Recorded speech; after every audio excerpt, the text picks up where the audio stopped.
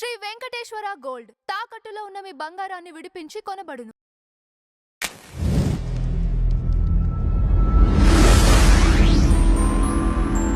Sir నమస్తే sir. నమస్తే. Sir OG 2 అంటే ఓజీ యూనివర్స్ అని ఆ డైరెక్టర్ ఒక వీడియో రిలీజ్ చేశారు సార్. దాంట్లో చాలా ఇంట్రెస్టింగ్ విషయాల గురించిన చర్చ జరిగింది. సుభాష్ చంద్రబోస్ గారు లాంటి రూపం కనిపించింది. పెంపుడు జంతువు ఒకటి పవన్ కళ్యాణ్ గారు అమ్మటి ఉంటుందనే విధంగా ఆ డ్రాయింగ్స్ అనేవి చూపించడం జరిగింది సార్. ఎలా ఉండబోతుంది ఓజీ 2? అంటే ఓజీ 2 వీళ్ళు ఇక్కడ నుంచి కదిలి అక్కడికి ఎందుకు వెళ్ళారు, అక్కడ ఎందుకు ఉన్నారు అనే దాని మీద కథ నడుస్తుంది. ఓకే. అంటే ఓజీలో మనకు చూపించినటువంటి వీళ్ళందరూ కాంతిసీకులు అన్న టోన్లో నడుస్తుంది. అయితే ఏమిటి లింకు అనేది ఎస్టాబ్లిష్ చేస్తారు. ఇక్కడ నుంచి వెళ్ళినటువంటి ఒక సమూహానికి ఆయన నాయకుడిగా ఉంటాడు. ఆ సమూహము దాని తాలూకా కష్టాలు, దాన్ని ఎలా ఈయన అధిగమించాడు, ఎలా వాళ్ళని నిలబెట్టాడు. అంటే ఓజీలో మనకు చూపించినటువంటి పవన్ కళ్యాణ్ తండ్రి గారి పాత్ర ఉంటుంది దీనిలో. ఇది ప్రీక్వెల్గా నడుస్తుంది. ఈ ప్రీక్వెల్ అనేది సెకండ్ వరల్డ్ వార్లో మొదలవుతుంది. మొదలై పవన్ కళ్యాణ్ గారు ఆ తండ్రి పాత్రలో కనిపిస్తాడు. ఇప్పుడు కొడుకు పాత్ర పవన్ కళ్యాణ్ చూసాం మనం. ఇది ఒక రకంగా ఆయన ద్విపాత్రాభినయం చేస్తున్నటువంటి మొదటి సినిమాగా కూడా రిలీజ్ అవుతుంది. ఆయన ఇప్పటివరకు డ్యూయల్ రోల్స్ వెళ్ళలేదు, ఆర్గానిక్గా సినిమాలు చేసుకుంటూ వెళ్ళాడు. ఈ సినిమాలో ఆ మ్యాజిక్ ఉంటుంది. అంటే ఇక ఈ పవన్ కళ్యాణ్ కనిపించడు టోటల్గా ఆ సినిమాలో. ఇంకొక పవన్ కళ్యాణ్ ఇంకొక రేంజ్లో, ఇంకొక ఏరియాలో, ఇంకొక కథతో కనిపిస్తాడు.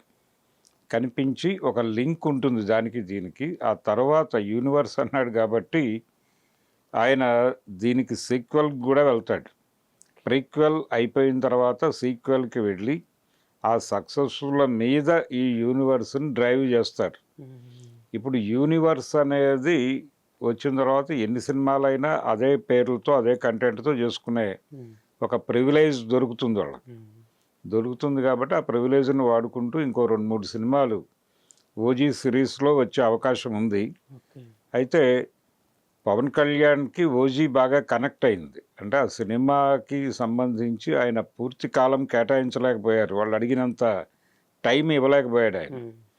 ఆయన రీజన్స్ రీచ్, ఆయన పొలిటికల్ ఏరియాలో బిజీగా ఉండటం వల్ల వీళ్ళు ఆశించిన టైం ఇవ్వలేకపోయాడు ఆయన. దాని తాలూకా నష్టం కొంత జరిగింది ఆ సినిమాకి అని తనే ఫీల్ అయ్యాడు. అంటే సినిమా ఎక్కడ తీయాలో అక్కడే తీయాలి, ఎలా తీయాలో అలాగే తీయాలి. అది జరగలేదు.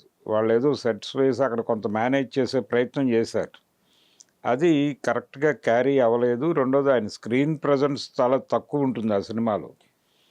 అందుకని ఈ పరిమితులలో కూడా అంతటి విజయం సాధించిందంటే ఆ డైరెక్టర్ కెపాసిటీ మీద ఆయనకి నమ్మకం కుదిరింది.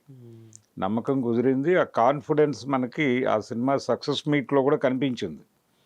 ఆయన అప్పటి వరకు లేనంత ఎనర్జెటిక్గా కనిపించాడు ఆ ఓజీ ప్రీ రిలీజ్ ఈవెంట్లో కానివ్వండి. ప్రీ రిలీజ్ ఈవెంట్లో కూడా కనిపించినంత ఎనర్జీ ఆయనకి సక్సెస్ మీట్లో వచ్చింది. అది 300 కోట్లు క్రాస్ చేసి కలెక్ట్ చేసింది. ఆయన సినిమాల్లో హైయెస్ట్ గ్రాసర్ అది. అలాగే ఆయనతో ఉస్తాద్ భగత్ సింగ్కి డెడికేటెడ్గా పనిచేసేలాగా చేసిన సినిమా కూడా ఓజీనే. అయితే ఆ సినిమా అనుకున్న ఫలితాన్ని ఇవ్వలేదు కాబట్టి ఇప్పుడు మళ్ళీ సుజిత్ మీద డిపెండ్ అవుతున్నాడు ఈయన. పైగా ఇది ఓన్ ప్రొడక్షన్. దానిలో దానయ్య గారు ఉన్నాడు. ఇప్పుడు దానయ్య గారు ఉండడు. దానయ్య గారు లేకుండా తనే ప్రొడక్షన్ డిజైన్ చేసుకుని ఈ సినిమా చేస్తున్నాడు. సినిమా తప్ప నాకు వేరే ఆదాయ మార్గం లేదు అని చెప్పాడు ఆయన. కాబట్టి సినిమాలు చేసుకోవడానికి ఆయనకు ఒక వెసులుబాటు ఆయనే కల్పించుకున్నాడు. సో ఓజీ ఒకటే కాదు, ఇంకా సినిమాలు చేస్తాడు ఆయన. నెమ్మదిగా ఆయన ఏరియా కూడా మారబోతోంది. జాతీయ రాజకీయాల్లోకి వెళ్ళిపోతున్నాడు ఆయన.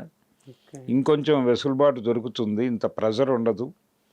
నెమ్మదిగా తాను ఒక ఏరియాలో రిలీవ్ చేసుకుంటూ ఇంకొక ఏరియాలో బిజీ అవుతున్నాడు ఆయన. కాబట్టి ఓజీ ప్రీక్వెల్ డెఫినెట్గా ఉంటుంది. అందులో కొత్త పవన్ కళ్యాణ్ కనిపిస్తాడు.